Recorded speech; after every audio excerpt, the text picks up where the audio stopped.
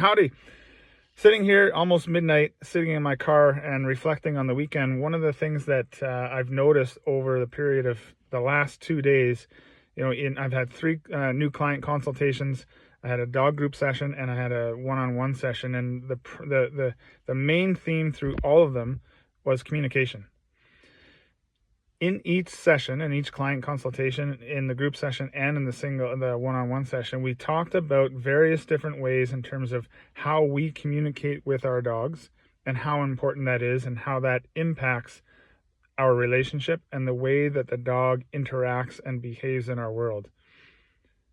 So I just wanted to share this then, in that if we can find a way to effectively and efficiently communicate with our dog so that our dog understands what we want them to do, it suddenly creates clarity for the dog, and a lot of the challenges that we have go away.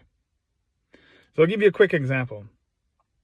One of the things that we do with dogs and sort of teaching them a new skill, we can use food. Okay, so with luring, that's one language for the dogs. The second piece could be spatial pressure and moving into their space and helping them understand what we want them to do with that. Another thing would be using a little bit of leash pressure. Maybe if you want the dog to sit, you apply a little bit of pressure and pull up on the leash.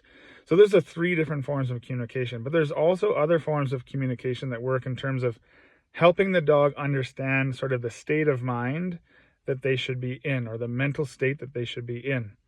And this stuff comes from Jay Jack and Chad Mackin, where they're talking about the windows of opportunity.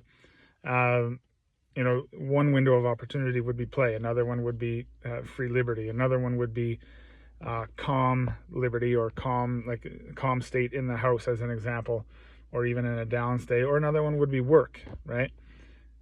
And when we work on those things and we understand them from a human perspective and understand them from the dog's perspective, then we find a new way to use those pieces of language and those communication opportunities to help the dog figure out what it is that we want for them.